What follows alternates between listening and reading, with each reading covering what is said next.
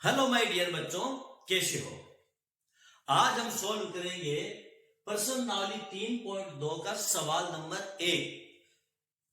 प्रतिस्थापन विधि के द्वारा ये दोनों जो क्वेश्चन है इनको आज हम सॉल्व करने वाले हैं। तो बच्चों, यदि आप मेरे इस चैनल पर नए हो, और वैसे नए ही हो आप, क्योंकि मेरा चैनल खुद नया है, तो बच्चों आप मेरे चैनल को सब्सक्राइब कीजिए ताकि मेरा हौसला बढ़े। चलो बच्चों, हमारे इस क्वेश्चन को हम सॉल्व करते हैं। बच्चों, हमारा पहला जो क्वेश्चन है वह है x plus y. x plus y बराबर ये 14 और x माइनस वाई बराबर ये 4। बच्चों, इस समीकरण को हमें सोल्व करना है प्रतिस्थापन विधि के द्वारा। बच्चों, इस समीकरण को हम क्या कहते हैं? ये समीकरण दो चर वाले रैखिक समीकरण कहलाते हैं। क्यों कहलाते हैं? क्योंकि बच्चों इसमें दो चर है, x और y, ये दो चर है, इसलिए ये दो चर वाले कहलाते हैं। और रैखिक समीकरण इसे कहते हैं कि यहाँ पर चरों की जो घातों की संख्या है वो 1 है, इसलिए ये दो चर वाले रैखिक समीकरण कहलाते हैं। यदि यहाँ पर घातों की संख्या 2 होती तो ये द्विघातीय समीकरण कहलाते हैं, लेकिन यहाँ पर ये रैखिक समीकरण है और इनको हम प्रतिस्थापन विधि के द्वारा आज सॉल्व करने वाले हैं। अच्छा बच्चों, अब प्रतिस्थापन किसे कहते हैं, ये क्या है प्रतिस्थापन विधि? चलो मैं आपको थोड़ा इसके बारे में बता देता हूं। बच्चों, प्रतिस्थापन का मतलब होता है किसी वस्तु को हम एक जगह से उठाकर दूसरी जगह शिफ्ट करना, उसे हम कहते हैं प्रतिस्थापन। अब यहां पर प्रतिस्थापन का मतलब क्या होगा? ये हमारा समीकरण नंबर 1 है और ये हमारा समीकरण नंबर 2 है। यदि हम समीकरण नंबर 1 को उठा करके समीकरण नंबर 2 में शिफ्ट कर दें तो ये हमारा एक समीकरण का दो समीकरण में प्रतिस्थापन हो गया। यदि हम समीकरण नंबर 2 को समीकरण नंबर 1 में प्रतिस्थापित कर दें तो ये हमारा समीकरण नंबर 1 में प्रतिस्थापन हो गया समीकरण नंबर 2 का। तो ये है हमारी प्रतिस्थापन विधि, और इस विधि से समीकरण को सोल्व करना बहुत ही इजी और बहुत ही आसान है। चलो बच्चों, आज हम इसको देखते हैं और सीखते हैं।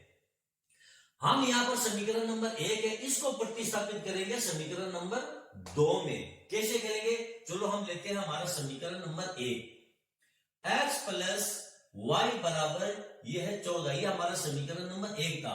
अब इसको समीकरण नंबर 2 में प्रतिस्थापित करने के लिए हम क्या करेंगे? हम x का मान निकालेंगे या फिर y का मान निकालेंगे। यदि हमें x का मान निकालना है तो हम क्या करेंगे? x बराबर ये 14 माइनस वाई। x का मान निकल गया है, कितना निकला? 14 माइनस वाई। यदि हमें y का मान निकालना होता तो यहां पर y आ जाता और यहां पर x आ जाता। ओके बच्चों, हो गई यहां तक बात क्लियर? अब ये जो हमारा x का मान निकला है, इस x के मान को हम उठा करके और यहां रख देंगे, यहां इस x की जगह, यानी इस समीकरण नंबर 2 में इस x के मान को ट्रांसफर कर देंगे, घुसा देंगे। कैसे रखेंगे? यहां पर x है समीकरण नंबर 2 में, तो यहां उतारेंगे हम x बराबर इसको समीकरण नंबर 2 में रखने पर, इस मान को समीकरण नंबर 2 में रखने पर क्या आ जाएगा? x का मान आ जाएगा 14 माइनस वाई, माइनस ये y है, ये यहां लिखा जाएगा बराबर ये 4। ओके बच्चों, अब हम क्या करेंगे? ये जो दोनों y है, ये दोनों माइनस के हैं, इनको हम जोड़ लेंगे और ये 14 है, इसको 4 की तरफ ले जाएंगे। क्यों? ये अचर संख्या है, 4 और 14 जो है ये अचर संख्या। बच्चों, अचर संख्या किसे कहते हैं? यानी वे संख्या जो परिवर्तित नहीं होती है। ये 4 है, ये हमेशा 4 ही रहने वाला है, इसमें घटक बढ़त होने वाली नहीं है। 14 है, ये हमेशा 14 ही रहने वाला है। लेकिन ये जो y है ये चर संख्या है। क्यों? इसका मान बदलता रहता है, परिस्थिति के अनुसार, समीकरण के अनुसार, क्वेश्चन के अनुसार इनका मान बदलता रहता है, इसलिए इन संख्याओं को हम चर संख्याएं कहते हैं। तो यहां पर क्या आ जाएगा? 14 माइनस 2y बराबर ये 4 और माइनस 2y बराबर 4 माइनस 14।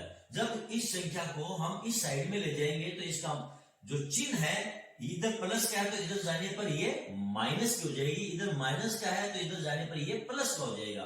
तो अब क्या बचा हमारे पास, -2y बराबर -10, ये माइनस और ये माइनस कट गए, 2y बराबर 10 और y बराबर 10/2, इसको काट देंगे बराबर 5। कॉन्ग्रेचुलेशन बच्चों, हमारे पास y का मान निकल चुका है 5। ओके, अब जब हमारे पास ये y का मान निकल चुका है तो बच्चों x का मान निकालना बहुत ही ज्यादा आसान है। इतनी लंबी चौड़ी हमें प्रक्रिया करने की अब आवश्यकता नहीं है।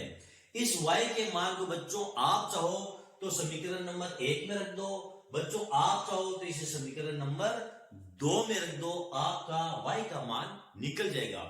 अब आपको कौन से समीकरण में रखना है ये आपकी सुविधा के ऊपर डिपेंड करता है। आपको 1 में रखने पर आसानी से आप हल कर सकते हो या 2 में रखने पर आप आसानी से हल कर सकते हो। ठीक है बच्चों, हम इस y के मान को हमारे समीकरण नंबर 1 में रखेंगे। हमारा समीकरण नंबर 1 क्या है, यह है x प्लस y बराबर ये 14 है। इसमें हम क्या रखेंगे, y बराबर 5 को रखने पर तो कैसे लिखेंगे, x प्लस 5 बराबर ये 14 और x बराबर 14 माइनस 5 और x बराबर कितना जाएंगे, ये 9। ये लो हमारा x का मान भी निकल चुका है और y का मान भी निकल चुका है। तो x बराबर कितने आए, 9 और y बराबर कितने आ गए हमारे पास, 5। बच्चों ये हमारा आंसर है इस समीकरण नंबर 1 का। ओके बच्चों, चलो ये था हमारा ये समीकरण नंबर 1 का हल। अब बच्चों हम देखते हैं हमारा ये समीकरण नंबर 2। समीकरण नंबर 2 क्या है, s माइनस टी बराबर 3, f/3 प्लस t/2 बराबर 6। अब बच्चों आप कहोगे सर ये कैसे सोल्व होगा, इसमें तो ये बट्टे में दी गई संख्याएं हैं, इसको कैसे। बच्चों घबराओ मत, मैं खड़ा हूं ना, ये भी मैं आपको सिखाऊंगा और इतना अच्छी तरह से आपको बताऊंगा, आप कहोगे सर ये तो हम खुद हल कर सकते हैं। ओके, चलो अभी इसको देखते हैं। सबसे पहले हम इसको बिठाते हैं। हाँ तो माय डियर बच्चों, हमारा जो अगला क्वेश्चन था s माइनस टी बराबर 3, f/3 बराबर t/2 बराबर 6। बच्चों अब आप कहोगे सर जी इसमें तो ये बट्टे वाली चीजें आ गई, ये कैसे हल सोल्व होगा। चलो बच्चों घबराने की आवश्यकता नहीं है, ये भी बड़ी ही आसानी से आराम से सोल्व हो जाएगा। चलो हम इसको सोल्व यहां करते हैं। s माइनस टी बराबर ये 3 और f/3 प्लस t/2 बराबर 6, इसको भी हमने लाइन में ले लिया। ये हमारा समीकरण नंबर 1 और ये हमारा समीकरण नंबर 2।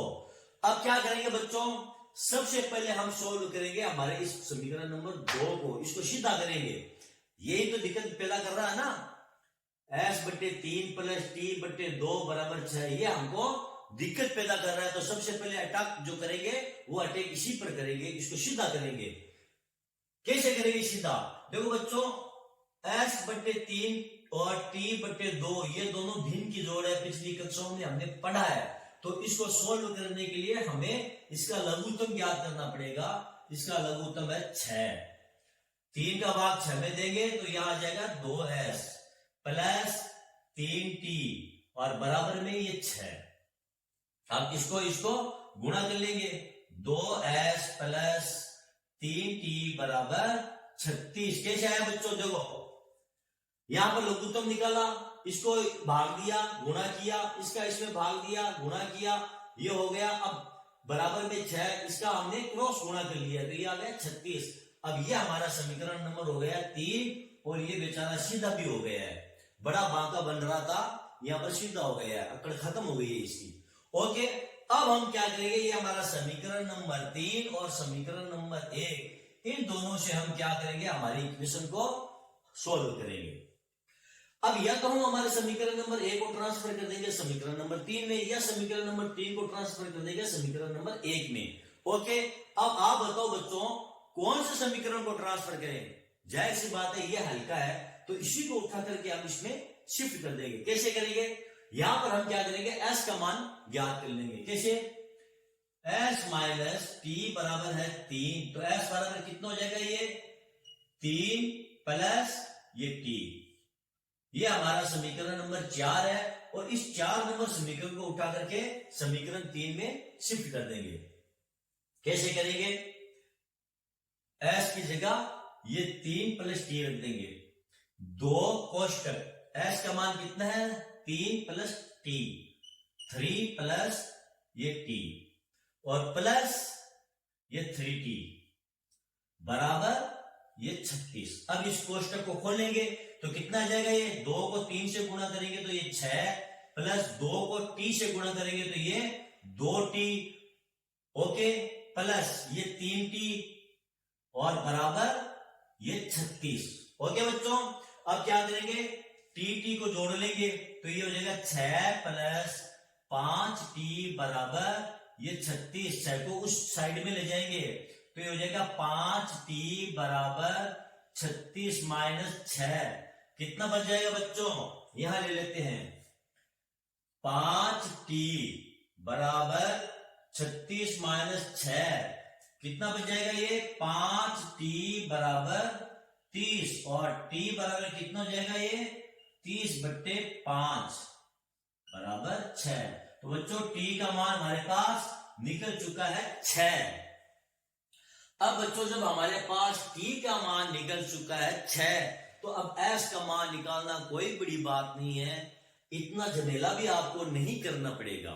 एक मान जब आपके पास निकल जाए तो दूसरा मान आप आंख मीच कर और निकाल सकते हो। कैसे निकालोगे, इस t के मान को उठा करके आप चाहो तो समीकरण नंबर 1 में रख दो, या आप इस t को समीकरण नंबर 2 में रख दो, वो आपकी इच्छा है कौन से समीकरण में रखोगे।